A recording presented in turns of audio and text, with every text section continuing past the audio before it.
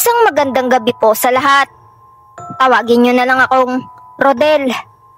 Isa akong simpleng lalaki na lumaki sa bayan ng Candaba, Pampanga. Ngunit ang kwento kong ito, Boss Pao, ay hindi tungkol sa akin lamang, kundi tungkol sa isang nilalang na hindi mo gugustuhin makasalubong kahit kailan. Noong 2007, panahon ng tag-init, umuwi kami sa bahay ng aking pinsan sa baryo ng Talang. Kilala ang lugar na iyon sa mga palayan at malalawak na damuhan. Ngunit mas kilala rin sa mga alamat ng matatanda. Laging may kwento tungkol sa mga nilalang na lumilipad sa gabi. Nilalang na kumakain ng laman at dugo ng tao. Lalo na kung may buntis o bagong silang na sanggol. Ang tawag nila roon ay isang wakwak. Hindi ko gaanong pinapansin noon ang mga ganoong usapan. Sa isip ko, Boss Pao, kathang isip lamang iyon para takutin ng mga bata. Ngunit nagbago ang lahat noong gabing iyon sa bahay ng pinsan kong si Lisa. Buntis siya ng 7 buwan at ako ang inatasan ng pamilya na magbantay kasama ng ilan naming mga kamag-anak. Sa umpisa, Boss Pao, parang normal lang naman ang lahat. Tahimik ang paligid, tanging huni ng kuliglig at alingaw-ngaw ng mga palaka mula sa palayan ang maririnig mo. Pero bandang 12:00 ng gabi, nagsimulang mag-iba ang lahat. May narinig kami, Boss Pao, na parang mabigat na pagaspas ng pakpak sa bubong. Sa una ay mahina naman, ngunit unti-unting lumalakas na para bang malapit na, malapit sa mismong bubungan ng bahay kubo. Lumingon kami sa isa't isa at ramdam ko ang kaba ng bawat isa. Sinilip ng tiyuhin ko ang labas, ngunit wala siyang nakita. Madilim lang at tahimik. Maya-maya pa, Boss Pao, ay sumingit ang isang kakaibang iyak ng aso mula sa malapit lang. Hindi ito normal na alulong o tahol. Parang may pinagmamasdan silang isang nilalang na hindi namin makita. Ang mga manok sa kulungan ay nagsipagtilaok kahit 10 oras ng gabi.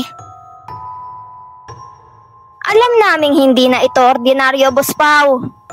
Ang mga matanda sa baryo ay nagbilin na kapag may buntis sa lamay, siguraduhin na laging may bawang at asin sa paligid ng bintana at pintuan. Kaya agad kaming naglagay ng bawang sa mga sulok ng bahay at nagwiwisik ng asin sa mga pasukan. Ngunit kahit anong gawin namin, patuloy ang pagaspas sa bubungan. Mas malakas na ngayon, Boss Pao. Mas mabigat na para bang may isang dambuhalang ibon na pilit na bumababa.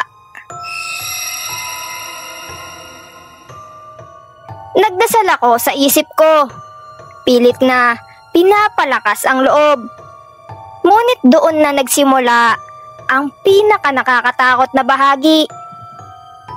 Habang nakaupo kami malapit sa higaan ng pinsan kong si Lisa, bigla naming narinig ang isang mahaba at matinis na huni mula sa labas ng bintana.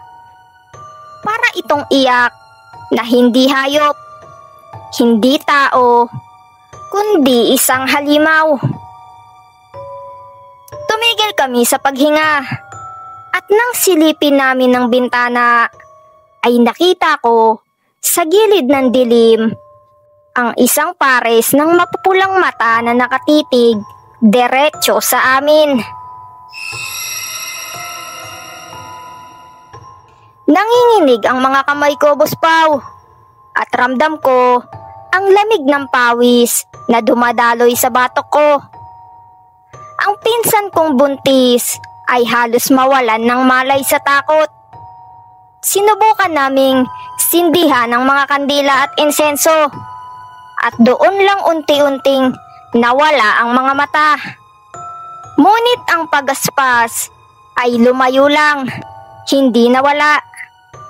Para bang naghihintay ito sa tamang pagkakataon. Kinabukasan, Buspaw, kinausap kami ng isang albularyo mula sa Karatig Baryo sa San Luis. Sinabi niyang hindi basta wakwak ang nakita namin, kundi isang nilalang na matagal nang gumagala sa lugar, naghahanap ng mahina at madaling biktima.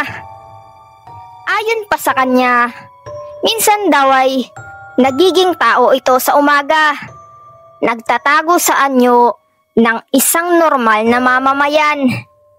Kaya't mula noon, hindi na ako basta't nagtitiwala sa kahit sinong bisita o kahit sa mga hindi ko kilalang dumaraan. Makalipas ang ilang linggo, ligtas namang nakapanganak ang pinsan ko. Ngunit mula noon, Buspaw, bawat gabi na bumabalik ako sa talang, pakiramdam ko ay may mata pa ring nakamasid mula sa dilim ng mga damuhan. Hindi ko alam kung iyon ay imahinasyon ko na lang o baka totoo ngang hindi pa umaalis ang nilalang na iyon. Hanggang ngayon, Buspaw, tuwing maaalala ko ang gabing iyon, ramdam ko pa rin ang bigat ng pakpak sa bubungan, ang pula ng mga matang nakatitig sa akin, at ang malamig na hangin dumampi sa balat ko na para bang binalaan ako. Totoo ang mga kwento ng matatanda, Buspaw. Totoo ang wakwak. At kung hindi ka naniniwala ay baka isang araw ikaw naman ang makaranas na unahan ka ng nilalang na iyon sa mismong bubong ng bahay mo.